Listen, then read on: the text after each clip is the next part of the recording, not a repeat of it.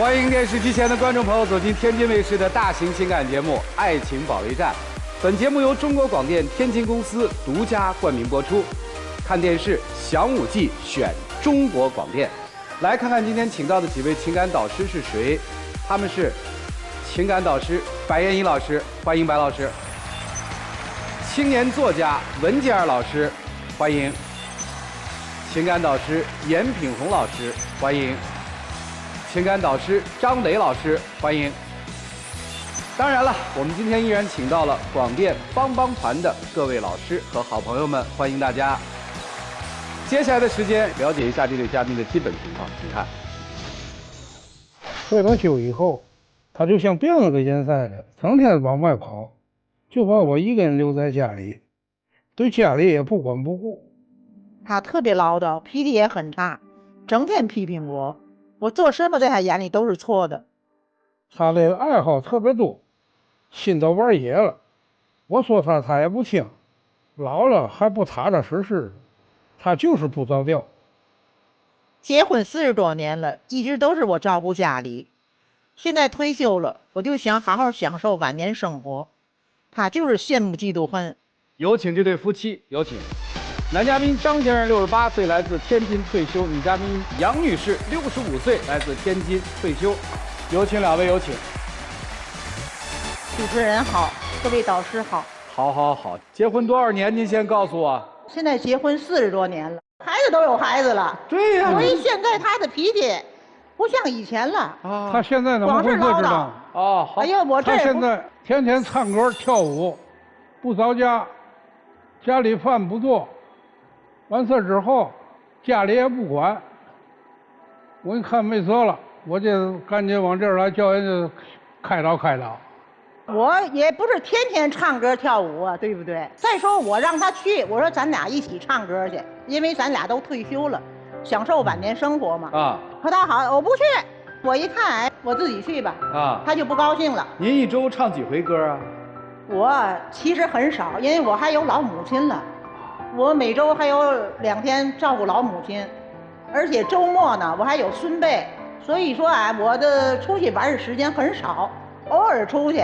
他就不高兴。您这不对啊，偶尔出去啊。偶尔出去，不是偶尔出去，要偶尔出去我就没有那么大意见了。啊，他这一个礼拜出去5天，周6照顾姥姥，周日照顾孙子，那还有3天呢？还有3天，歌舞厅，唱歌。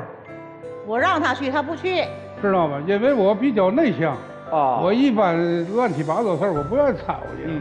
我看不惯这个。除了这个，还有什么让您看不惯的呀？还看不惯在外头唱歌跳舞，早出晚回来啊！你说你作为一个女人不顾家，叫我天天这一个男的在家里头又采买做，还得做卫生，时间长了心里不舒服啊！心里不痛快。其实我特别顾家，因为原来他上班嘛，整个我是一个贤妻良母型的，都是我照顾家。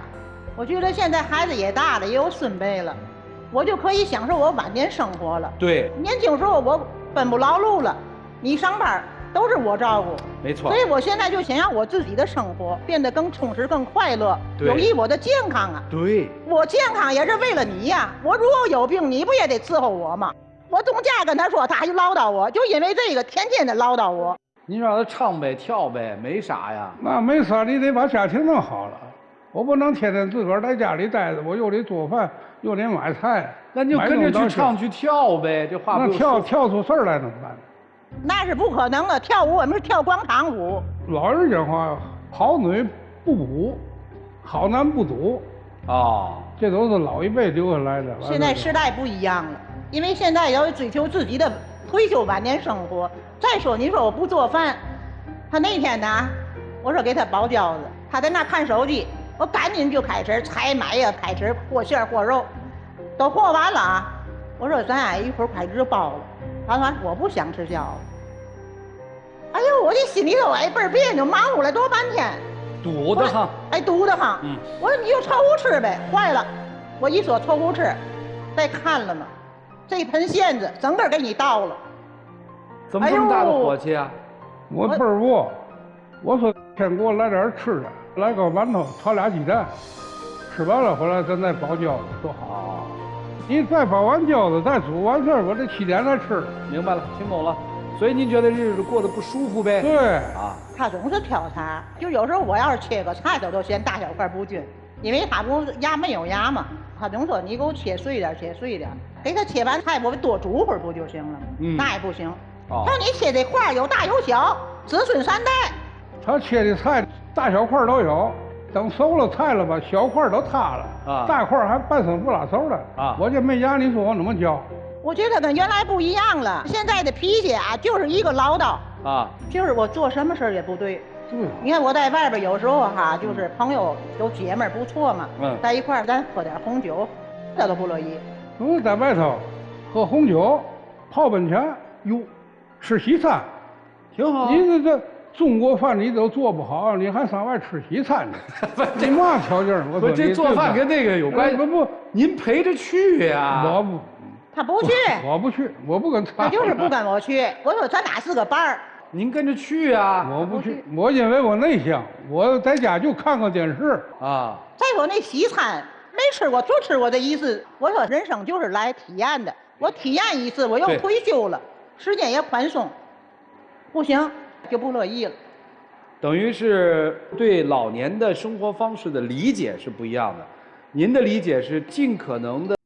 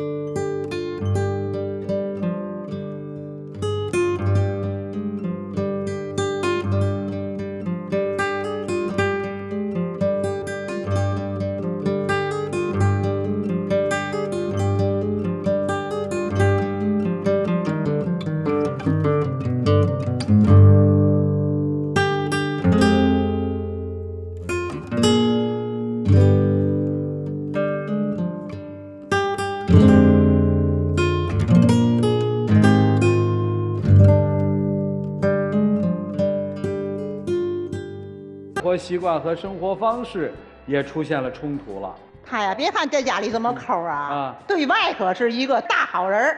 朋友要来了，呵，远接高迎，然后啊，一进门，哎，左手烟右手茶，就跟人家聊到饭点了，走吃饭去。最近来了3、4个朋友，哎，他又高兴了，买海鲜、买鱼、买肉，为了下酒菜。回来他就，你出去吧，买点皮皮虾去。哎，买回来以后啊，你怎么买那么点小呢？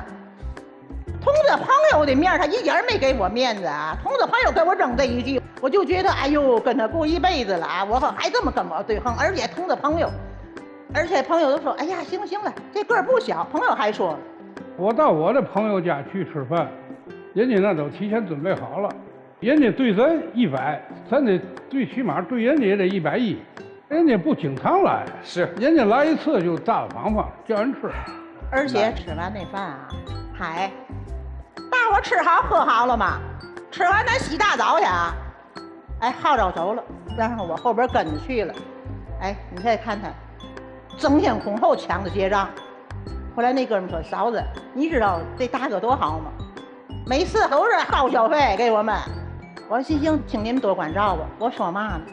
我就说你对外装大头，在家里吃窝头，回来再抠着我这受了吗？啊，受不了，受不了，受不了，受不了，有办法解决。今天来这儿了吧，咱们就有办法。还有什么不乐意的吗？还不乐意的啊，就是对待啊，子辈孙辈，我们俩的意见也分歧。啊，这咋分歧啊？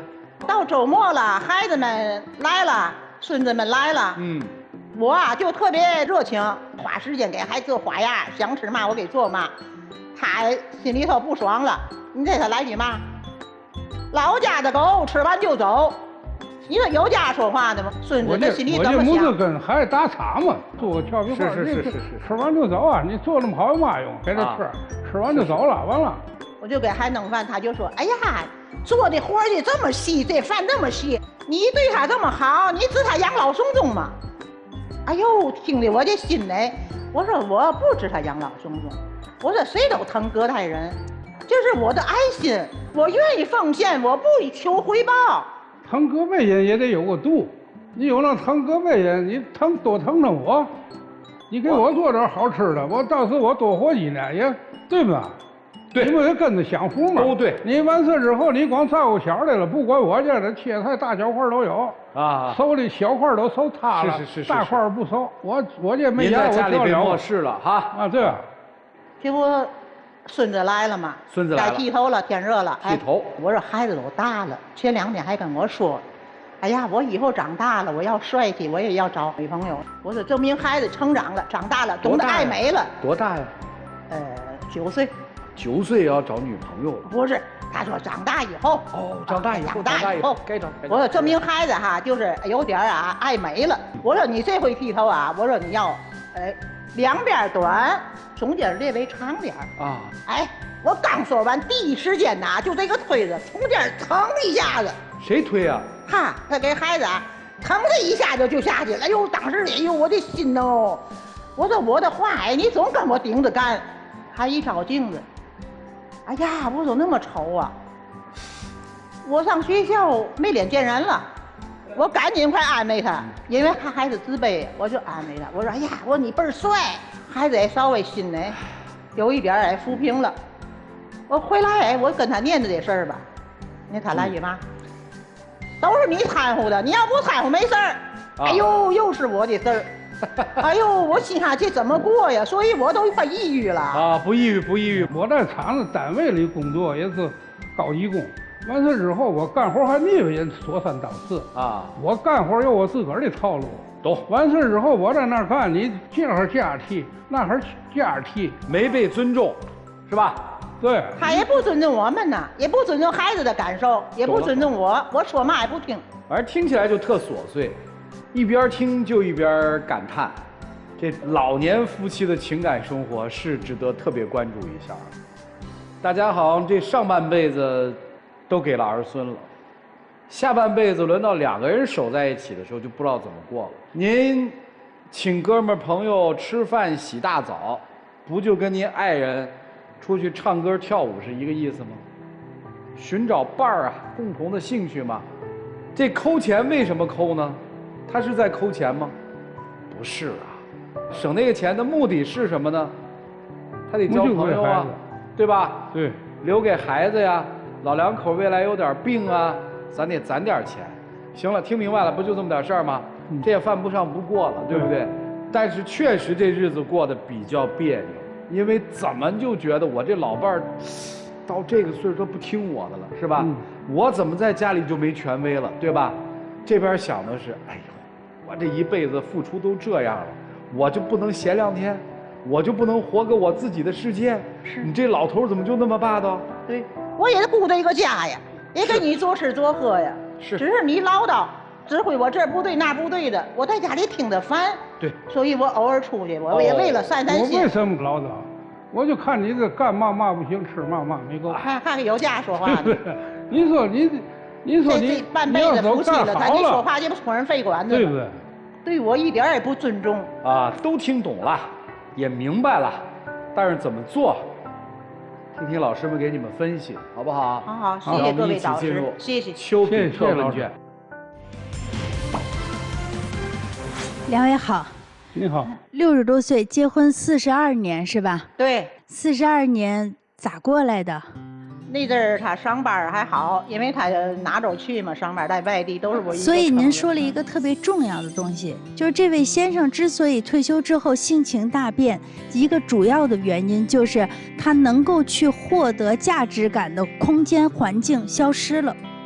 而这个先生其实是一个特别倔强和要强的一个男人，他特别的渴望被尊重、被需要，但是干了一辈子这样的一个高级工，突然间啥事儿没有了，不被需要了，所以他内心当中有特别强烈的孤独感。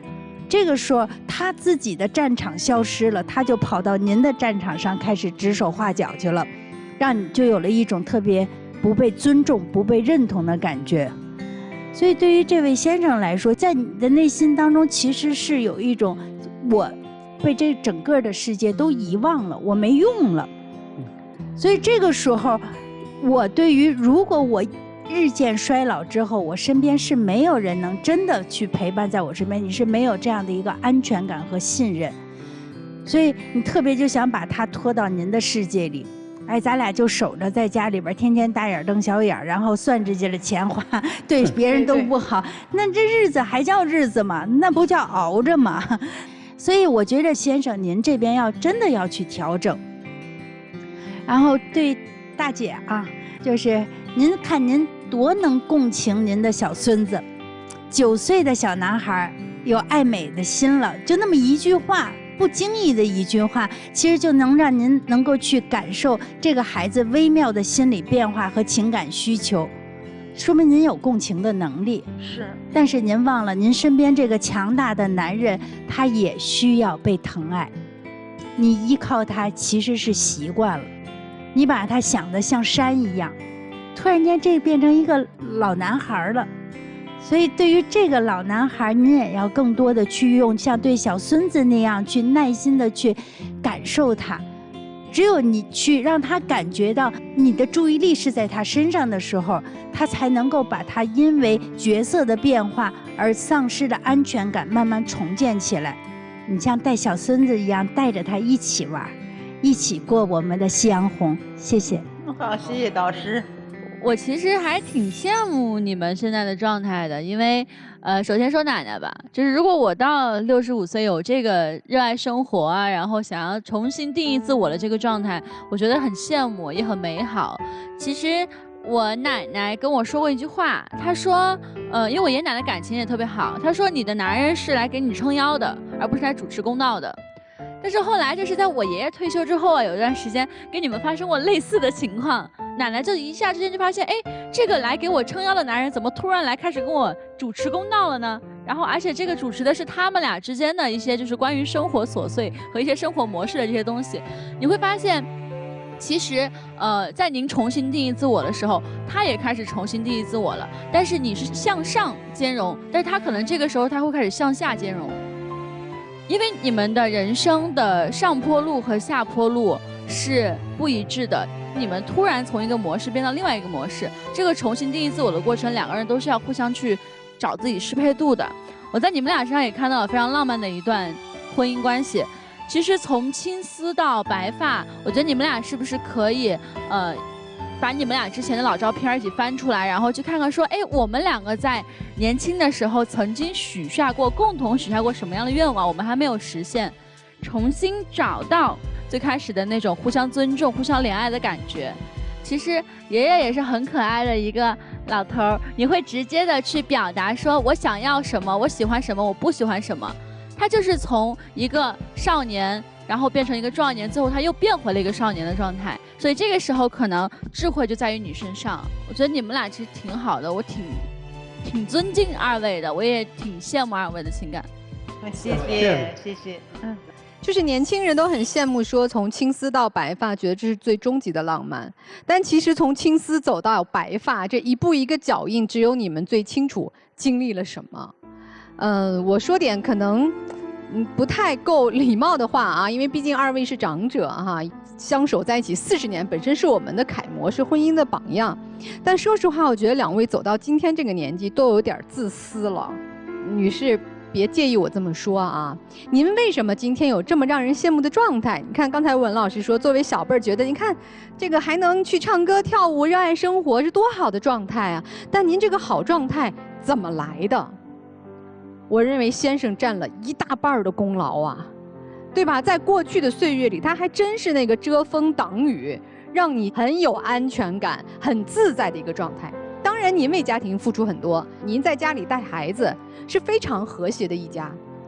人家说少年夫妻老来伴儿，你们少年时期有很好的情感，互相的支撑，才有今天您看起来依然这么有活力。那您现在活出更绽放的自我了，是不是也应该回头看看他，等等他，用您来带动一下，让他的生活也多一些亮色？先生，我觉得您吧，比您老伴儿还有点差距，您更自私了一点儿。虽然说过去咱们做了很多贡献，但是今天您其实依然可以做贡献呀。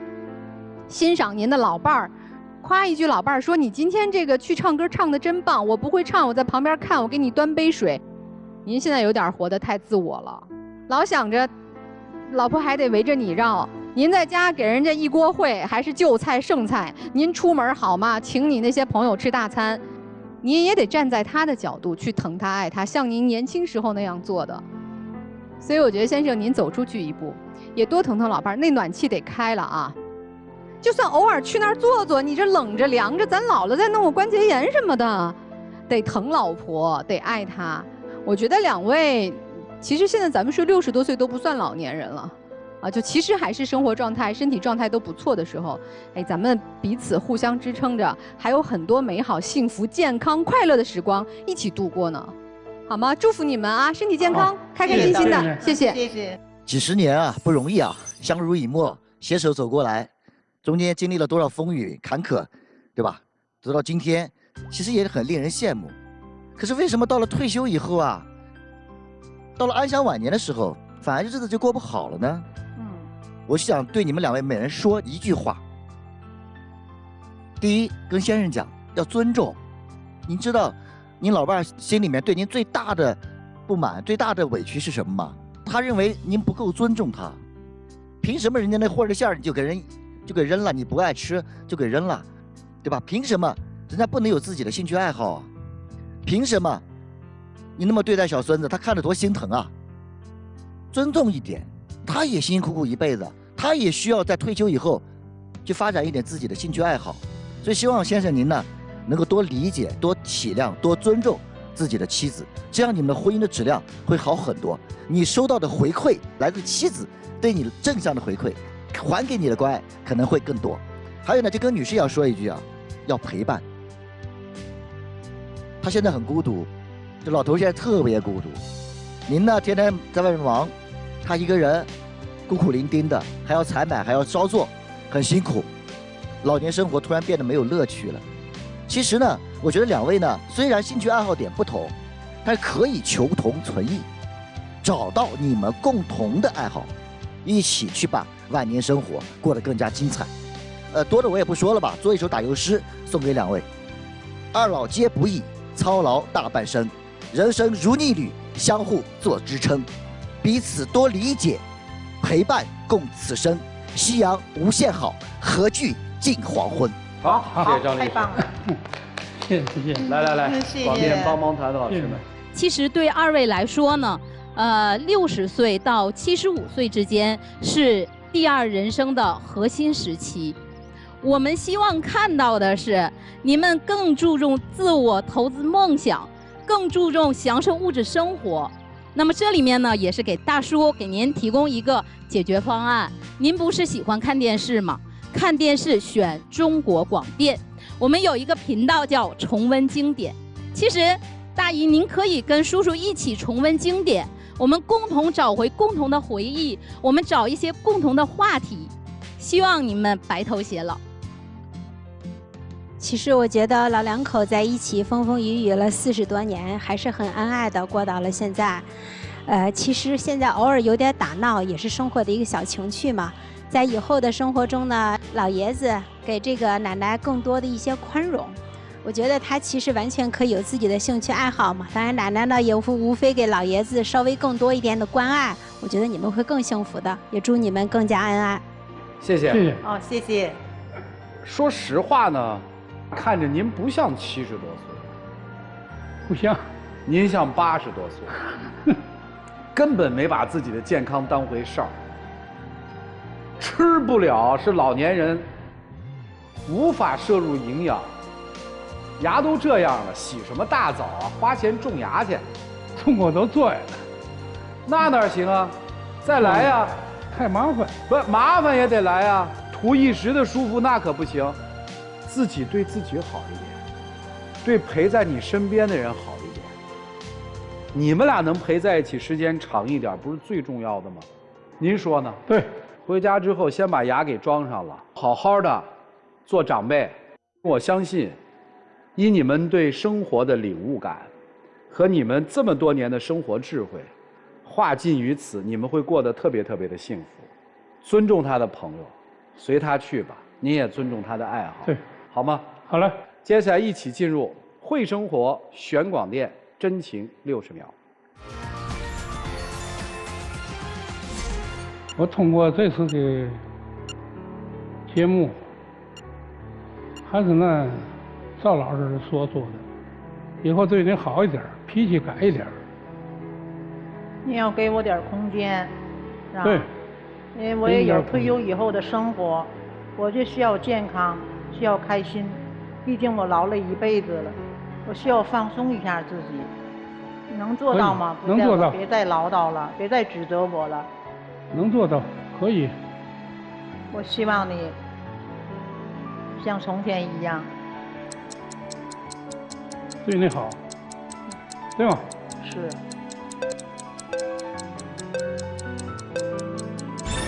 谢谢两位，请回，请回，请回，加油啊！电视机前的观众朋友，欢迎登录优酷视频、腾讯视频、搜狐视频收看节目的完整内容。对老年朋友还有什么建议吗？我觉得到了暮年，首先健康是最重要的，这是对自己也是对身边爱人负责。少年夫妻老来伴，愿天下老年人都能够携手白头，共度余生。哎，这个好，这个好，就是健康呗。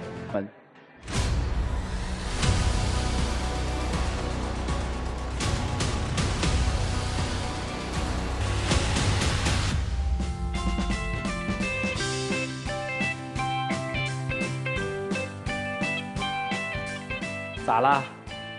受不了了？我爸爸今年85岁，我妈妈78岁，他们在一起走路永远是这样拉着手。我妈对我爸老唠叨指责，但是其实爸爸是他特别坚实的一个依靠，就像你们2位一样。来吧，一起见证属于他们的浪漫时刻，这个其实是真浪漫啊！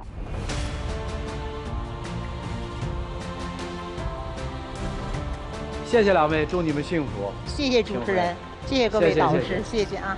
加油啊！好的，谢谢。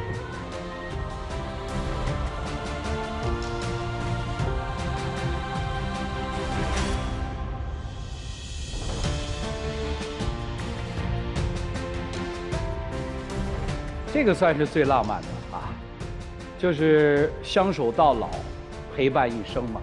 来了解下一对嘉宾的基本情况，各位请看。我俩都离过婚，也都有孩子，我以为他能够理解我，但他一直在给我画饼，遇到事儿就变得特别小气。他心里都是他儿子，一点都没有考虑过我的感受。我想跟他好好走下去，但是他处处为难我。他跟前妻一直关系不清，在前妻面前总是唯唯诺诺，还总拿他儿子当借口。我总觉得他就是在欺骗我的感情。我特别委屈，他一直不相信我，而且变得对我特别敷衍。我希望他能做出改变。有请这对情侣，有请。男嘉宾任先生53岁，来自天津导游；女嘉宾郑女士45岁，来自黑龙江河畔配送。有请两位，有请。欢迎欢迎，这绝对时尚达人哈，看不出岁数，53了，53。45，对，我看这个资料上面说是旅行团认识的，对，然后是您主动对他下的手。啊，对。能具体讲讲吗？听着还挺浪漫。去年的时候，我报了一团去山东认识的。刚开始的时候对他印象不是很好，感觉他油嘴滑舌的。但是几天接触下来，感觉他人还行，对我挺照顾的。后来我们就是微信联系嘛，然后见了几次面，然后这样我就追着他就在一起了。哎呀，可以，挺浪漫啊！今天为什么来呢？为什么来？是我感觉就是我们两个没办法再走下去了，就是说我不知道该怎么办了。哦，行，那说说遭遇了什么？之前我刚跟他认识的时候，他对我承诺特别好。我是做那个盒饭配送的嘛，挺辛苦的。然后他跟我说，他经济状况啊挺好的，然后说如果你要是说感觉太累了、太辛苦了啊，你就不用干了，我可以养你，承诺特别多。就画了一个很大的饼。对。但是结果我就是真的遇到事儿的时候呢，我找他呢，他没有就是兑现承诺。您碰到什么事儿了？我之前开早餐呢，赔了得有7、8万块钱，都是从亲戚朋友借的。后来我又开了烧烤店，还有快餐，总共加起来差不多得有20万吧。都是从亲戚朋友借的。然后呢，我手里边也没有什么钱了。有一次我儿子给我打电话，跟我说那个妈，我想买个手机。因为我离婚了嘛。就是抚养权在我这儿，然后孩子一直都是爷爷奶奶带，然后我就感觉亏欠孩子的特别多。孩子想要一个手机，其实也不过分。我想着，我说那给他买吧，但是当时我兜里边确实没有那么多钱。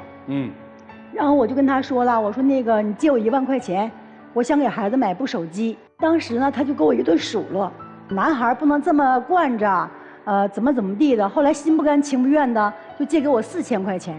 一个小孩买手机。您说用得了那么1万块钱吗？我的手机才5000多，我儿子的手机才1000多他就是太惯他孩子了。不是说我惯孩子，就是我感觉我亏欠我儿子特别多，我尽量说的想弥补一下孩子。然后还有就是之前我做买卖的时候，不是从我姑借了2万块钱吗？然后我姑那头手术特别急需用这2万块钱，然后我又冲他借钱了。我说你借我2万块钱，我给你打欠条也行。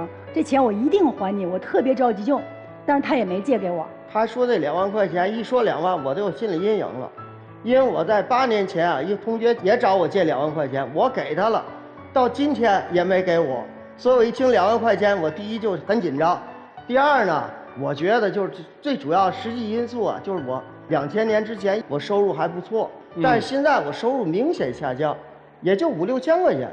所以说，你说一次性让我拿2万块钱，我真的是拿不出来。所以说，我说少点费，他非要拿2万。我就是感觉，就是我们两个现在本身是情侣关系，借2万块钱他都不能相信我，我就是心里边特别不舒服。明白。当时他跟我承诺那么多，但我真有事了，他就是说躲那么远，根本就没有兑现承诺。我也是真的想，但是现实就是比较残酷啊。懂，在他的心里叫遇事儿见人。在您的心里，我确实无能为力，是这意思吧？是。明白了。还有什么其他的事儿吗？还有就是那个他跟我说那个房子的事儿嘛，就是他跟我说他有房，然后我在天津是租房住的，他跟我说你搬到我这边住吧。后来我想搬过去互相还有个照应，然后我就准备要搬过去了。我要搬来的时候，他就跟我说啊，这个房子现在不是我的了，是我前妻的，写在我前妻名下啊，你可以来住。那我肯定我不能搬呐。开始的时候你告诉我你有房，我准备想搬你的房子住，然后是你前妻的，你让我怎么搬？我就没搬，然后因为这个他不愿意了。我之所以这么跟他说，我觉得对他已经很坦诚了，因为那房子呢是我和前妻离婚的时候啊，我们有协议，那房子是留给儿子结婚使用的，但我现在儿子才15岁，离结婚至少还有10年以上。前妻也答应我，就是让我住这些年不动，然后也不管我跟谁住。这房子现在完全可以住，你不用担心的。是一开始他跟我说他有房，并没有说这个房子在前妻名下，他这是在骗我，你知道不？啊，懂。那您儿子结婚以后您住哪儿？这个事儿我就想了，以后再说吧。也许我儿子能干呢，现在再有房再说。反正目前来说，走一步看一步吧。我现在你说让我现在儿子跟谁啊？儿子在他妈那儿啊。还有就是他那个前妻有这个房的钥匙啊，因为这个房子在前妻名下嘛，我可以理解，但是我不能理解是啥，他还有他前妻家的钥匙。有一次他前妻带孩子就是那个出去玩了，然后呢，他还去给交了个花，让我什么感觉？就是感觉你们现在没有离婚，一个花你还得回家交，这不感觉你你跟离婚没离婚有啥区别呀？对不对？我给我儿子浇花不是1次2次了，一直这样，因为我儿子从小喜欢花，养了很多花，只要是家里没人的时候，他妈也不在的时候，我就过去给浇花。这是我儿子告诉我的，这很正常。我给解释，跟他妈有什么关系？跟前妻没有任何关系啊。那你前妻总叫你回家吃饭呢，每次你都给钱，那是怎么回事啊？他前妻每次都叫他回家吃饭，每一次去他都会给钱，1000、2000那样给。我儿子今年上他前妻就会说：“哎呀，孩子报什么兴趣班、补习班，然后他就给钱。那之前我从他借钱，他都没借给我，为什么就他前妻要钱他就能给呢？”我给我孩子的钱都是教育费，而不是说乱花的。哎呀，你不用那么说，我不可能相信。那你前妻要钱能给我，借钱你都不能给，你还之前跟我承诺那么多，你不就是在骗我吗？我觉得真没骗你，因为我这几次加一块算算，才8000来块钱，根本就应该给孩子的教育费，也不是说我给孩子乱花的钱，也不是给他妈的钱，我就跟他说很清楚了，他就不相信。您是不是觉得他跟前妻有断丝连啊？对呀，我感觉他俩没断呢。哦，他说要这个，我感觉他俩就是还要就是那个复婚，但是他这头还骗着我。没有，我是这样感觉的。我跟前妻的矛盾很大才离的婚，我跟他说很明白，我前妻太强势，特别爱批评我，对我这工作不理解，觉得我总不着家。啊，我1个月啊，以前做境外嘛，啊，您导游对，几乎是1个月加在一起啊，也就是5、6天在家，剩下都在外飞来飞去，所以呢，他可能就不适应，最主要他太强势，总批评我。明白。所以呢，就没法跟他过了。不可能复婚的，他不信。啊，去年9月份的时候，我回趟东北老家，我准备在家待半个月左右吧，到1个月。但是我刚到家第2天，他就给我打电话跟我说他腿摔坏了，然后我特别着急，我就回来了。回来然后我就问他，我说你怎么去的医院了？他跟我说是前妻陪他去的。我就在想，那你说你身边那么多人，你为什么不能找，非得找你前妻呢？对不对？你有朋友有亲戚，你都不能找。我前妻虽然离了，但是我跟前妻不是仇人，是普通的朋友。遇到这种关键的事儿，帮个忙又不算什么呀。不是，那带我去个医院他身边有很多人可以帮忙，为什么要找前妻呢？我就特别不理解。我跟他说了，我不爱麻烦别人，能让自己解决，我基本是不麻烦别人。对，所以前妻不是别人是吧？不是，那是儿子他妈呀，而且儿子他妈，对吧？我就觉得。没有成为朋友，但是不可能就再回去了，都理解，双方的心情都理解。然后在家，他回来腿不是坏了吗？在家养着的时候，然后他前妻每次都是我不在的时候去给他送汤啊，送点吃的什么的。我在的时候，他从来没有出现过。他们俩的关系如果正当的话，为什么就不能正大光明？我在的时候你去送吃的呢？每次都我走了他才去送，你知道吗？天天来，他来的时候也不多，正好没遇上。这是巧劲儿，他并不是说这个事儿是故意的。不是，您见了他前妻说什么呀？就是俩人见面了，尴尬不尴尬呀？那他也不能背着我，那你看我俩现在是情侣关系。跟他说什么呀？打算？就不说，最起码能证明他俩是正大光明的呀。背着我这偷偷摸摸，我感觉他俩就是还要复婚，他就是要欺骗我，我就那种感觉。只是你真的是想多了，我根本就没往那想。好，明白了。还有别的事儿？你觉得他在骗你吗？我儿子的事儿嘛。儿子怎么了？我儿子监护人是我啊，但是儿子一直在东北跟爷爷奶奶住。然后他今年19了嘛，今年刚拿了个驾驶证，然后他就租了一台车出去玩，就把车刮了。我就心想，我打拼其实就是为了孩子，因为孩子对我非常重要。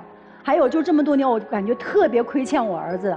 他在东北，我也不放心，我怕他再惹出啥事儿来。然后我就想着跟他说，刚好他还带团，我说把孩子接到我这儿来，顺便能跟他出去见见世面，就是一个过渡期，不能长久让我儿子在这儿待。他不同意，他不接受我儿子。主任，不是我不接受，因为我跟他儿子视过频，虽然没见过面，他儿子一见我，看我穿的花里胡哨的，说我是像社会人，我根本就不是，我都是书香门第啊，父母都是教师嘛。他现在应该了解我这人，不是他儿子不知道啊。一见我这样，觉得我像社会人，跟我说了，然后就不接纳我，你明白吧？对我印象特别差，所以说我没法接纳他儿子。再有一个呢，不是还有一个，他不想接受我儿子。再有一个，我儿子我从小真没管过，我们家孩子从小7岁就自己做饭，我根本没管过。现在15岁了，而且我觉得孩子应该散养。而且的确是这么回事。那你想，他现在连我儿子他都接受不了，那我呢更不可能了。不是，您是让他接受？根本我觉得他是不接受我。不是，别着急啊，咱把它分开说。让一19岁的男孩再接受一个爹，这事儿肯定不现实。不是，我并不是说。所以我没说完这话，您着什么急呀？您是让儿子接受他这爹，还是说让你的男朋友带着你儿子一起工作工作？对了，说到这工作，主任，我跟您说一下，让我儿子跟他出去溜达溜达，见见世面，不是长久的，只是说。是长久的也没事儿，这个事儿说清楚。主任，我跟他说，我就问您行不行吧？我跟他说这事儿不行，您知道为啥？我跟他已经说过这事儿了。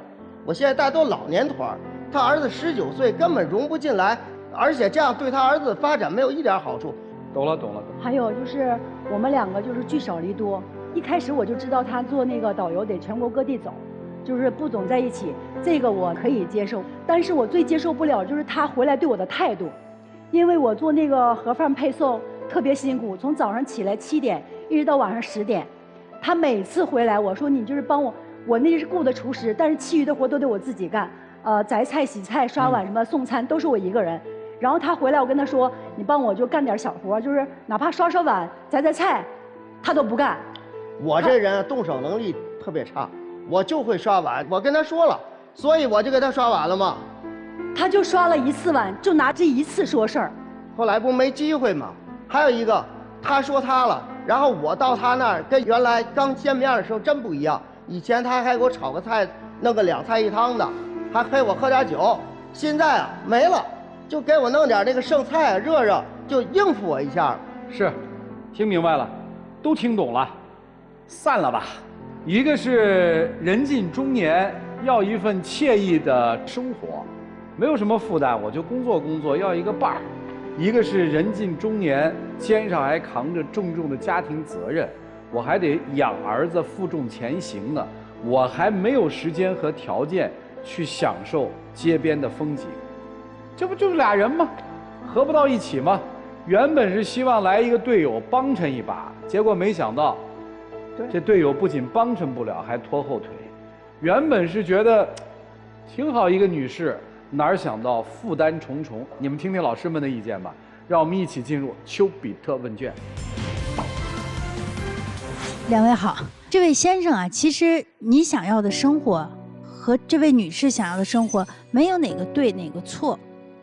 她作为一个妈妈，她对孩子满怀着愧疚，她希望能够在孩子走向社会的这个时候，她能够稍微的多做一点什么，来去满足孩子的一个需求，来去满足她自己内在的愧疚感的一个补偿。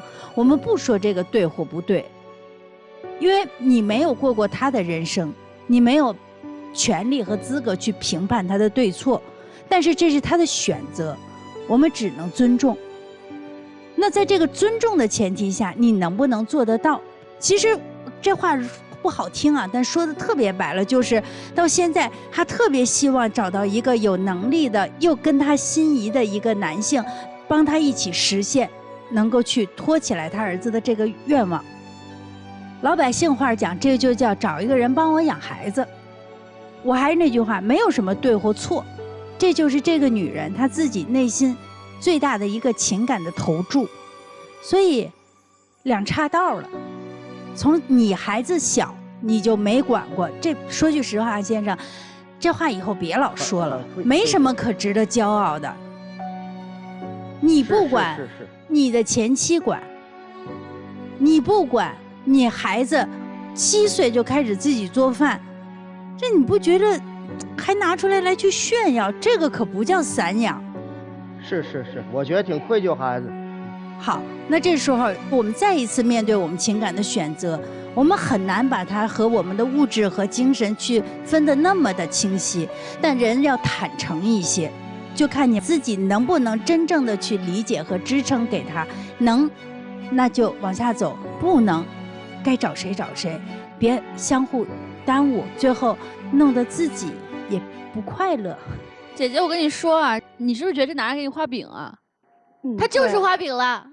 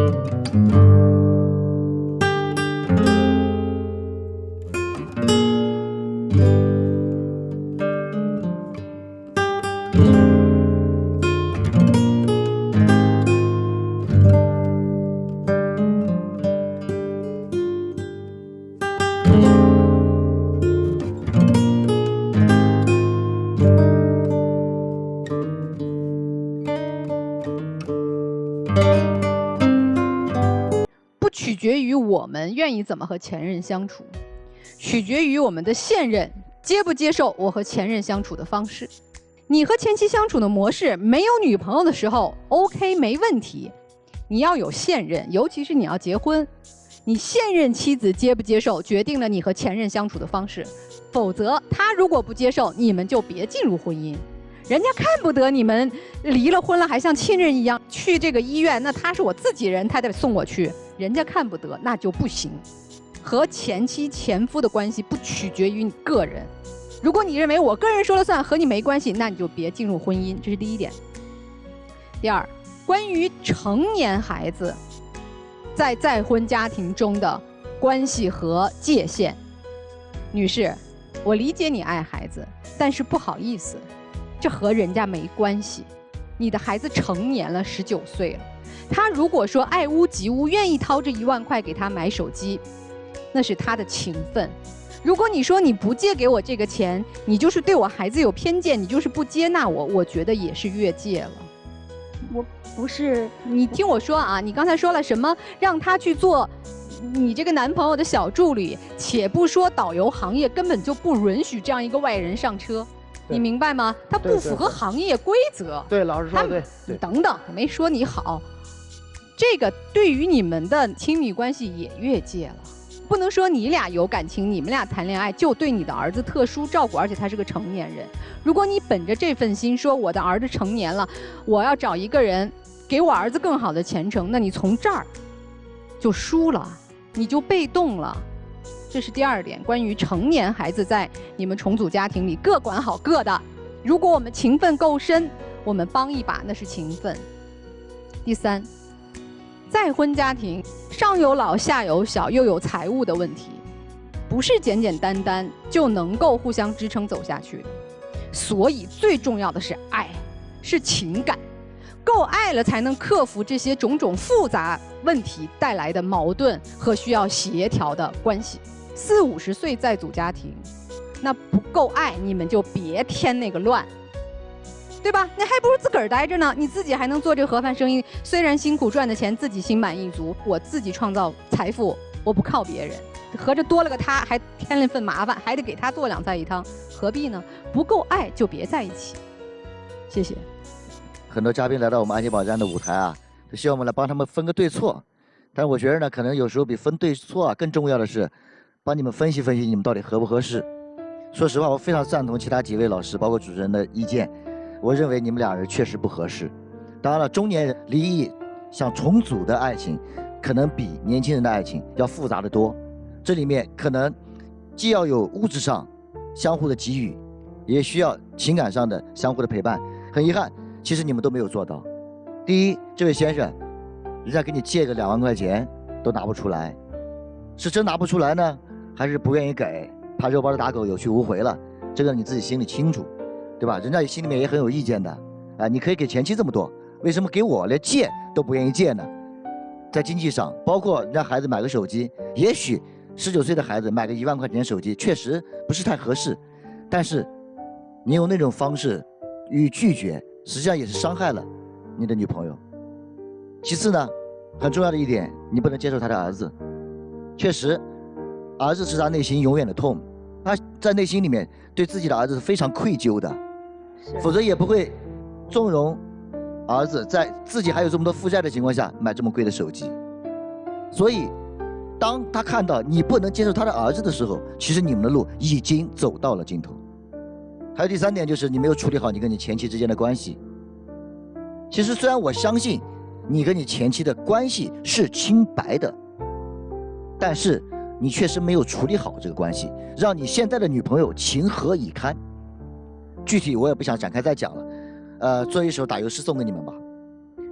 离异重组不简单，各有各的小心肝，不能同心扛风雨，何必苦苦再纠缠。好，谢谢张律师，谢谢老师。接下来我们请广电帮帮团的老师发言。我们说幸福的家庭千篇一律，不幸的家庭各有各的不幸。其实，女士，我想对你说，离婚不代表说我们一定要处成仇人。那也许就是说，我们共同的人生只能走到这里了。从男生的表现来看，他给的不是前妻要的钱，而是儿子的抚养费、教育费。其实他在做的是弥补对于孩子父爱的缺失。那么他跟前妻处成了家人。其实男士，我觉得你做的不好的一点是，你应该把他引荐给你的家人。那么女士，你可以运用你的智慧，把他的家人变成你的队友。这个是我给你提供的一点，我们打开心结。那么今天呢，听了张磊老师做了几首诗，我也启发了我。那么送给二位，也送给这个我们重组家庭。那我也尝试着做一首打油诗。重组家庭情难全，理解接纳心相连，沟通倾听消误会，共同目标携手前，尊重差异存空间，和谐相处共团圆。谢谢老师啊。谢谢。说19岁的儿子吧，啊，其实如果真想让他成长，大可不必拖这个男人。他有一个最好的锻炼的方式，陪着妈妈一起装盒饭、刷盘子、洗碗，从最基础的工作开始做起，去感受妈妈养他的苦和不易，让他在艰难当中学会成长。我想这是给孩子最大的一笔财富，供参考。到了这个岁数，你要求一个人给你养一个成年的儿子，这个要求太高。没有，我不是让他帮我养。事实上面，在他的内心理解就是这样。你可以说1000道1万，但是你阻止不了别人的想法，对吧？对。听明白了吗？听懂了。就是以后就是我就是情感，咱都别说您这个岁数了。就是年轻孩子试图通过婚姻来改变自己的命运，那都是愚蠢之极的想法。但凡想试图通过一段婚姻而改命的人，最后的结果都不好。你看，多能算计！更何况咱还要再婚，所以其实再婚越纯粹越好，情感越纯越浓，考虑的利益关系越少才越好。那这就需要双方越坦诚越好。这男人不适合你，分开吧。那就是唯一的一个建议，就是把儿子给接过来，就跟您一起干。这是最好的教育，让他看看妈妈是怎么难的。所有的你认为的那些关系，就在每日的劳动和汗水当中，该修复的就修复了，该和解的就和解了。是。好，接下来让我们进入会生活选广电。真情60秒。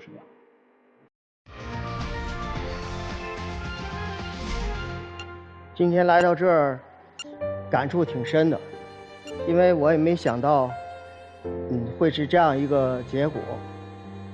但是我觉得收获还是非常大的。我会更努力的工作，我会在努力工作的同时，在好好的生活，好好的。你不用说那么多了，我儿子你也没办法接受。然后呢，我会重新考虑一下咱俩之间的这段感情。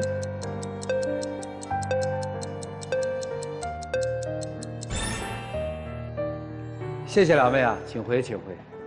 电视机前的观众朋友，我们栏目的唯一官方报名热线是0223606301，情感困惑的观众可以来电报名，不收取任何的费用，小心被骗。来吧，预测一下结果吧。我觉得应该都不出来了吧？男出女不出，双不出吧，不够爱就算了吧。双不出。来看看他们自己的选择是怎样的，请。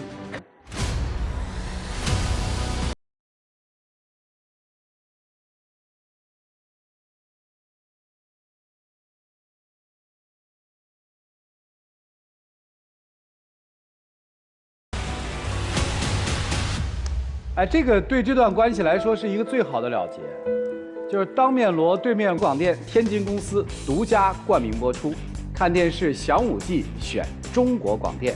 再一次的感谢中国广电天津公司对本节目的大力支持，也谢谢电视机前观众朋友的收看和陪伴。我们下期节目再见，谢谢大家。